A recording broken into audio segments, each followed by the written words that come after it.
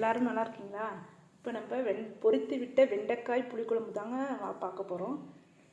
அதுக்கு தேவையான பொருட்கள்: வெண்டைக்காய் 1/4 கிலோ எடுத்து க்ளீன் பண்ணி நறுக்கி வச்சுருக்கேன். பூண்டு, வெங்காயம், கருவேப்பிலை, மல்லித்தழை, தக்காளி. இப்போ கடாய் சூடு ஏறிடுச்சு. கடாயில் வெண்டைக்காய் எடுத்து வதக்கிறேன். எண்ணெய் ஊற்றக்கூடாது, எண்ணெய் ஊற்றாமல் அந்த தண்ணியெலாம் போகிறதுக்காக வதக்கிடுவோம்.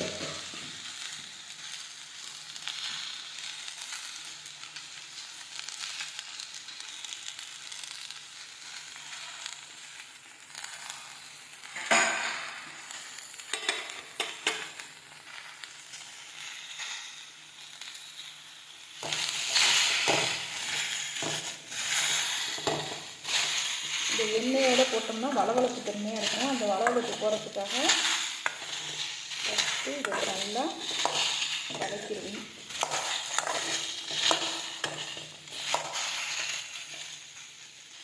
இந்த சைடு பார்த்திங்கன்னா சாதம் தாங்க அடுப்பில் வச்சுருக்கேன். இது தண்ணி, இப்போ குடிக்கிற தண்ணி வச்சுருக்கேங்க. இப்போ தண்ணி நம்ம தனியாக சுட போட்டோம்னா அது கேஸ் தான் வேஸ்ட் ஆகும்.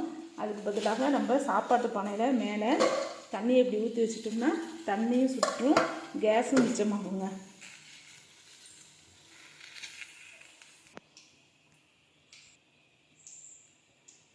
இப்போ வெண்டைக்காய் நீ போக நல்லா வதக்கி எடுத்தாச்சு. கடாய் சூடு ஏறிடுச்சு, எண்ணெய் ஊற்றியாச்சு. எண்ணெய் இதுக்கு அதிகமாகவே ஊற்றிக்கணும். மற்ற குழம்புக்கெலாம் நம்ம கம்மியாக யூஸ் பண்ணிக்கலாம். புளி குழம்புனாவே நம்ம அதிகமாக ஊற்றி செஞ்சால் தான் கொஞ்சம் டேஸ்ட்டு. இது அதுவும் பொரித்து விட்டு வெண்டைக்காய் குழம்புனால கொஞ்சம் அதிகமாக ஊற்றிக்கணுங்க. இப்போ எண்ணெய் சூடு ஏறிடுச்சு, கடுகை போட்டுக்கலாம்.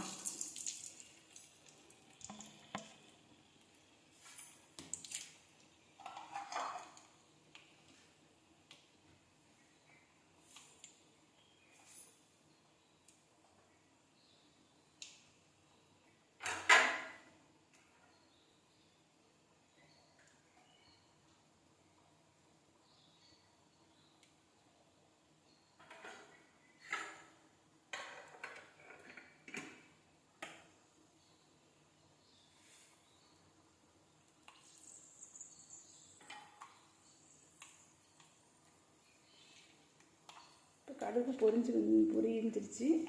நம்ம எடுத்து வச்சுருக்க வெங்காயம், பூண்டையும் இதில் ஒன்றா சேர்த்துடலாம்.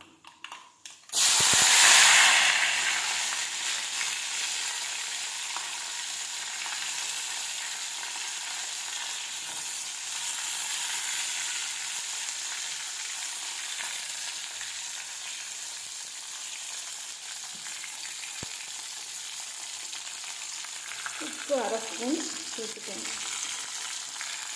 மஞ்சள்தூள் 1/2 ஸ்பூன்.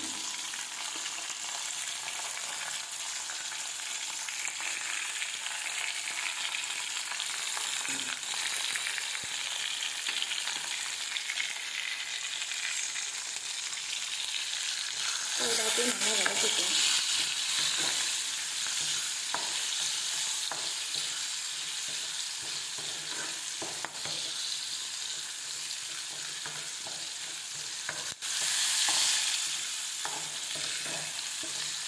இங்கே உங்களுக்கு வெந்தயம் பிடிக்குன்னா வெந்தயம் கூட அதிகமாக போடாமல் இன்னும் ஒரு கொஞ்சமாக இதை சேர்த்துக்கலாம் வாசனைக்காக. நான் இன்றைக்கி சேர்த்தேன்.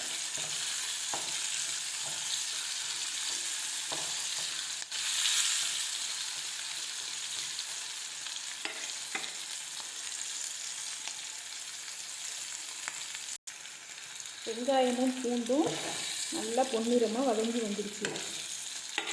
இப்போ இந்த ஸ்டேஜில் நம்ம வெண்டைக்காயை சேர்த்துக்கலாம்.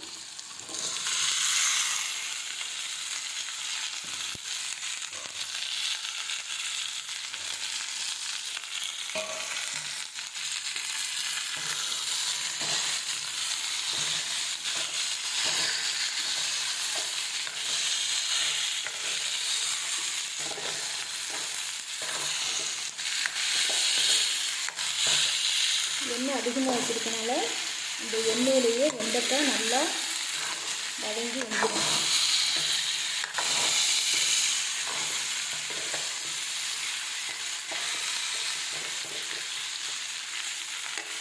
இப்போ தக்காளியும் எடுத்து வச்சுருக்க தக்காளியும் இதை சேர்த்துக்கணும்.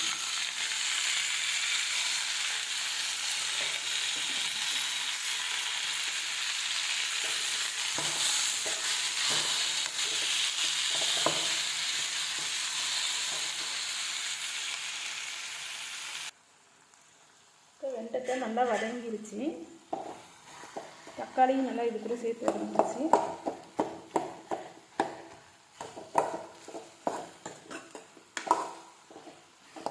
இப்போ இந்த ஸ்டேஜில் மிளகாய்த்தூள் 1.5 ஸ்பூன் போட்டுக்கலாம்.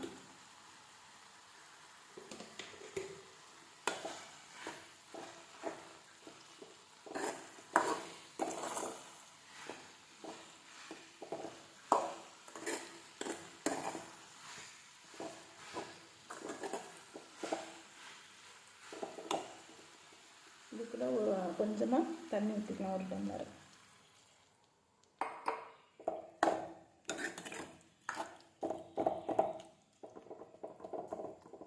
கொஞ்சம் நேரம் வெந்ததுக்கப்புறமா புளிக்கரைசலை இதில் சேர்த்துக்கலாம்.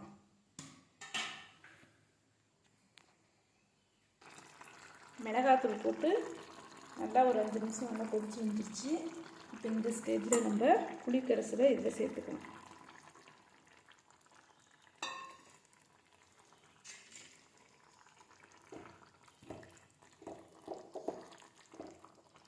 புளிக்கரைசலையும் சேர்த்ததுக்கப்புறம் ஒரு 10 நிமிஷம் கொதிக்கிட்டு நம்ம மூடி வச்சிடலாம்.